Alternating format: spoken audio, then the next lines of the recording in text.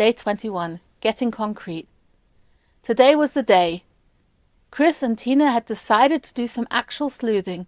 They were going to try and search for hidden presents at Chris's house. This was, of course, a very difficult and dangerous feat, but they knew that on this day, on this afternoon, both Chris's mum and father would be out. Matthew would be babysitting, but they knew he would likely be immersed in his books on mathematics and physics, residing in another world unless summoned. So after he had given them some biscuits and cocoa, they told him they would be playing hide-and-seek in the house. Matthew was not really listening and said as long as they did not break anything or be too wild, it would be fine. They had planned this as a convenient excuse in case they were discovered in a room where they weren't supposed to be. They could simply claim they were searching for each other.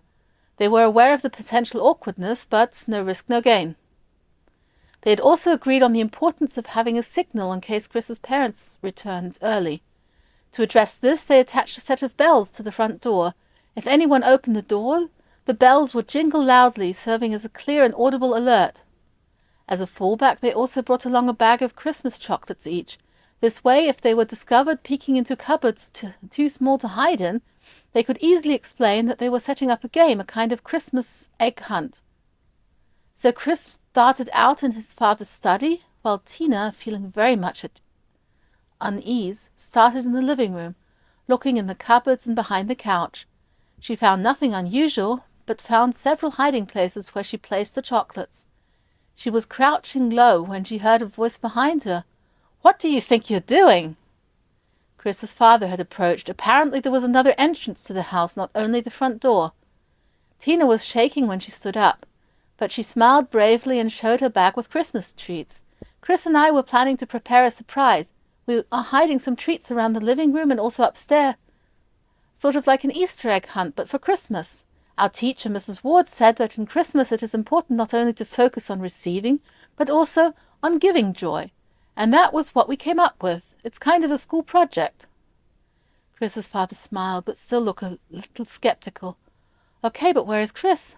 Tina waved her arm vaguely around and said he was probably hiding treats somewhere upstairs. She frantically started thinking how she could warn Chris, as his father seemed about to walk upstairs to find him, so she pulled at the front door, opening it and causing a huge noise as the bells jingled loudly. Chris's father jumped and turned around at the noise, and she heard a door open and close upstairs. She stated loudly, "Chris and I decided to add some festive cheer to the house by placing bells here at the door. It's a way to remind us of all the joyfulness in the season." Chris's father laughed. "What you children get up to? I like the idea of the Christmas treat hunt.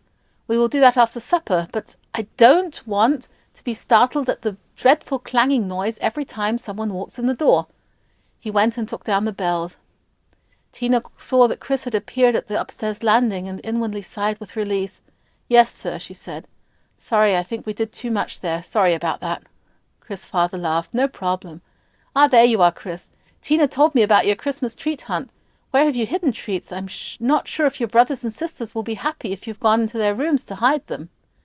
Chris grimaced. "Actually, I still have my bags of sweets. I thought it would be fun to hide them all around the house, but when looking for hiding places, I also thought of that.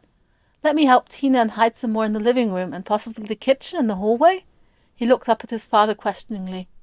His father agreed and went off to his study, and Tina and Chris found hiding places for all 20 of their treats. Meanwhile, Tina was dying to hear what Chris had to say, as she could see from the expression on his face that he had news. After it was done, they went to Chris's room and plunked onto the floor. "Phew, that was close," Tina said. "How did your father get into the house around the bells?" Chris frowned. "I guess I forgot the back door, but no idea why he would come in there." And then he started laughing. "Who would have thought that our sleuthing would have the potential to start a new Christmas tradition? If they only knew the back story." Tina had to laugh as well, and remembered to tell Chris about her back story about Mrs. Ward telling them to spread Christmas cheer. "Good thinking," Chris said admiringly. But Tina couldn't wait any longer. "Chris, you found something, didn't you?" she asked. Chris went serious. "Yes, in my parents' closet. There were a pile of gifts, all wrapped up," he stated. "And also a few things not wrapped up yet. For example, the doll's house my sisters have been asking Santa for." Tina was silent. It was obvious that this was a big discovery. "It doesn't mean Santa isn't real," Chris exclaimed. "My parents could have had the gifts to give to other. I mean, we are all aware that at Christmas it's not only Santa who brings the gifts. Also, maybe my parents were afraid that Santa would not bring the correct doll's house and wanted to be sure."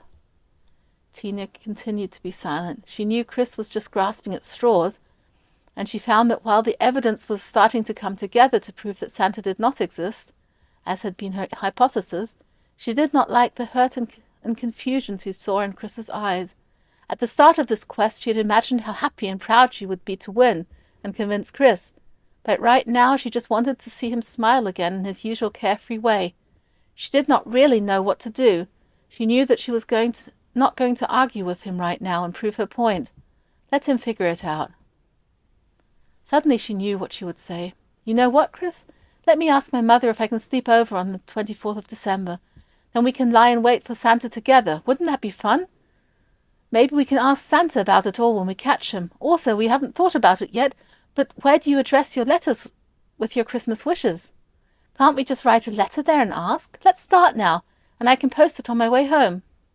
Chris' eyes lit up, and then he gave Tina a warm smile. "Thanks, Tina," he said. He knew that Tina was giving him the space he needed to think things through, and he really appreciated that. And they spent the rest of the hour until supper writing a letter and making plans for how to wait on Santa.